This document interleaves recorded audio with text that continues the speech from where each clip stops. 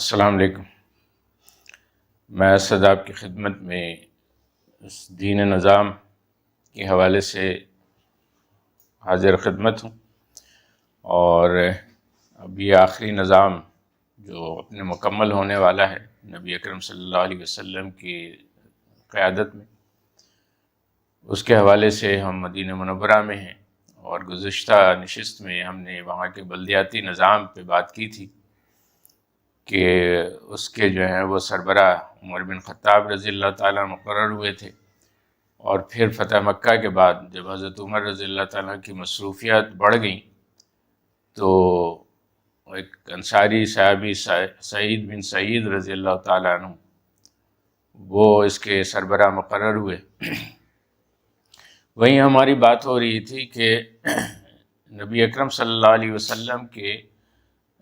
مدینہ منورہ میں انتظامات کو سنبھالنے کے ساتھ ہی جو ایک اہم مسئلہ تھا وہ وہاں کا معاشرتی اور سیاسی نظام تھا جو اس سے پہلے چلا آ رہا تھا، اور ظاہر ہے کہ اب وہ جو ہے وہ اس کی نفسیات بالکل تبدیل ہو گئی تھی۔ اس میں یہ تھا کہ جو انصار قبائل تھے ان میں بھی ان کی تو اکثریت جو ہے نبی صلی اللہ علیہ وسلم کی امتی ہو گئی تھی، اور اس کی امتی ہونے کی وجہ سے جو ہے وہ اس قبیلے میں جو لوگ خواہش مند بھی تھے یا ان کو امید تھی کہ وہ مدینے کے سربراہ بنیں گے، ان کی ناکامی ہوئی، اور اس کے ایک نمایاں مثال جو ہے عبداللہ بن ابی ابن سلول کی ہے۔ تو چونکہ اکثریت قبائل کی مسلمان ہو گئی تھی تو اسے بھی مسلمان ہونا پڑا، لیکن ذہنی طور پر وہ اس کو کبھی قبول نہیں کیا انہوں نے، اور یہی وجہ ہے کہ ان کو منافقوں کا سردار قرار دیا گیا۔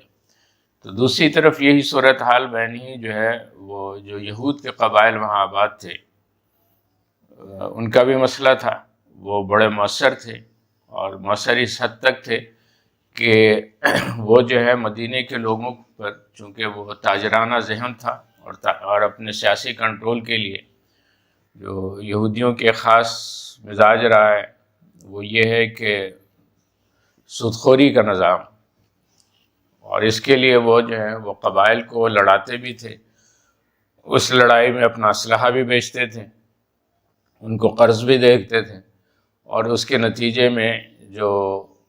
اللہ تعالیٰ نے سورہ بقرہ میں ہی جو ہے ان کے متعلق بات کی کہ ہم نے تم سے عہد لیا تھا وَإِذْ أَخَذْنَا مِيثَاقَكُمْ لَا تَسْفِكُونَ دِمَاءَكُمْ وَلَا تُخْرِجُونَ أَنفُسَكُمْ مِنْ دِيَارِكُمْ ثُمَّ أَقْرَرْتُمْ وَأَنْتُمْ تَشْهَدُونَ، کہ تم جو ہے وہ اپنی جانوں کو ہلاک نہیں کرو گے، ایک دوسرے لوگوں کو گھروں سے نہیں نکالو گے، اور تم نے اس کا اقرار کیا۔ تو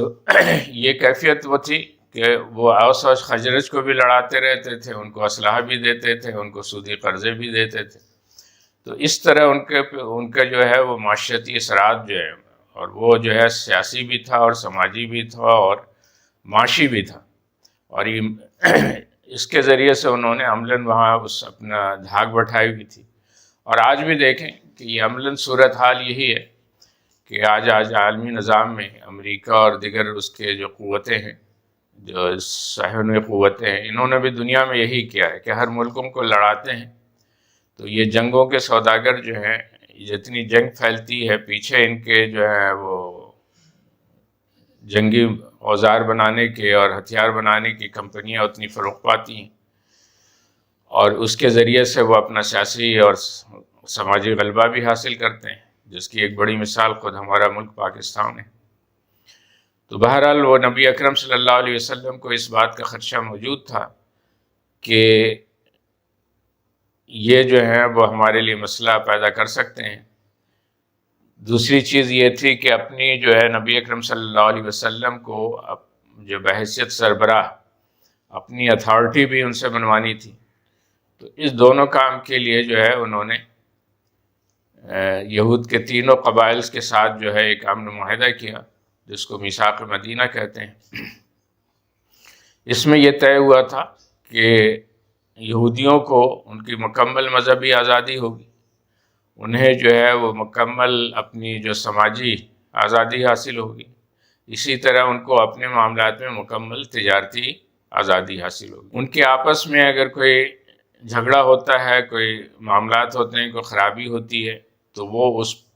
پہ عدل کا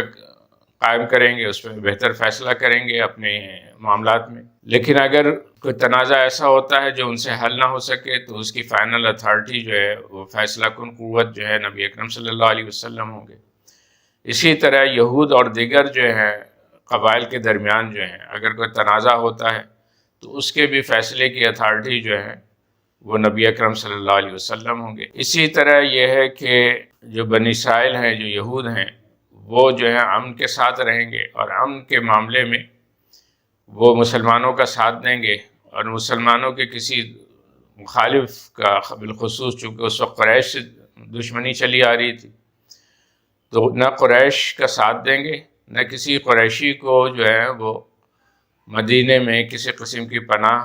یا تحفظ فراہم کریں گے۔ مدینے کے تحفظ کے لیے اگر جنگی ضرورت ہوئی اور نبی اکرم صلی اللہ علیہ وسلم نے انہیں طلب کیا تو وہ جو ہیں وہ اپنی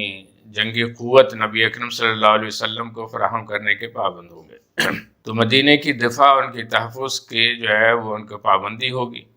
اس کے علاوہ جو ہے یعنی جتنے امور خارجی ہیں، معاملات ہیں، اس میں نبی اکرم صلی اللہ علیہ وسلم کو فائنل اتھارٹی ہوگی، انہی کی قیادت تسلیم کی جائے گی، اور جتنے بھی اہم بڑے اور مسائل ہیں ان کے تنازع میں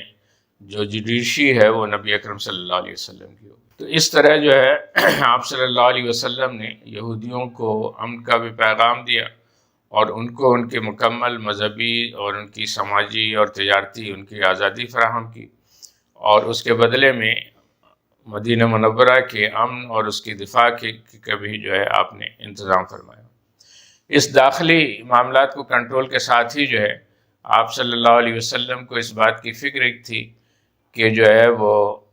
مدینہ منورہ سے باہر کی جو قوتیں، بالخصوص قریش، وہ کسی وقت بھی کوئی حرکت کر سکتی ہیں۔ تو آپ صلی اللہ علیہ وسلم نے ربیع اول میں آپ تشریف لائے تھے، اور انتظامی معاملات کو دیکھنے کے بعد، ان ساری چیزوں کو کرنے کے بعد، آپ نے رجب کے مہینے سے لشکروں کو مدینہ منورہ کے باہر متعین کرنا شروع کیا، اور بالخصوص اس طرف جس طرف مکے کی شارع تھی۔ تو پہلا لشکر جو ہے امیر حمزہ رضی اللہ تعالیٰ عنہ کے قیادت میں بھیجا گیا، پھر اسی طرح وہ لشکر تبدیل ہوتے رہے تھے، ڈیوٹیاں تبدیل ہوتی رہی تھی۔ بعد میں شوال میں جو ہے وہ عبد الرحمن بن حارث رضی اللہ تعالیٰ عنہ کی، جہاں تک مجھے یاد پڑتا ہے، ان کی قیادت میں لشکر بھیجا گیا۔ پھر اس طرح جو ہے وہ لشکر بھیجتے جانے سے جو ہے جو آپ صلی اللہ علیہ وسلم کو جو اطلاع مل رہی تھی وہ یہ تھی کہ قریش کی سرگرمیاں بڑھ رہی ہیں اور وہ جنگی تیاریاں کر رہے ہیں۔ اس دوران جو ہے ہجرت کا دوسرا سال شروع ہو گیا، یعنی ربیع اول سن 2 ہجری، اور سن 2 ہجری کے اسی ربیع اول میں ایک بڑا واقعہ ہوا کہ مدینہ منورہ کے جو نواح میں آپ صلی اللہ علیہ وسلم نے جو بلدیاتی امور میں نے بیان کیا تھا، اس میں ایک دو چیزیں رہ گئی تھیں، اور وہ یہ تھا کہ وادی عتیق میں آپ نے جو ہے وہ ایک باغ اور چراگاہ، اور وہاں جو ہے فارم ہاؤس بنایا تھا، یعنی کہ خود نبی اکرم صلی اللہ علیہ وسلم اور دیگر صحابہ کے جو جانور تھے، گھوڑے اور اونٹ وغیرہ، وہ وہاں رکھے جاتے تھے، اس کی وہاں چراگاہ تھی، اور اس کے ساتھ ہی جو ہے وہ متصل آپ نے ایک بڑا پارک بھی بنوایا تھا، تاکہ جو ہے مسلمانوں کے بچے اور خواتین جو ہیں وہ تفریح کے لیے وہاں جائیں۔ تو آج جو ہے یہ جو پارک اور یہ دیگر چیزیں جو ڈیولپمنٹ ہوتی ہیں، گرینری ہوتی ہیں، تو عموماً یہ سمجھا جاتا ہے کہ یہ دور جدید کی چیزیں ہیں، یا کسی قدر جو ہے اس کو، چونکہ آج کا نظام ہمارے ویسٹ سے ملا ہے، مغربی دنیا سے، تو ہم اس کو ان کا تحفہ سمجھ لیتے ہیں۔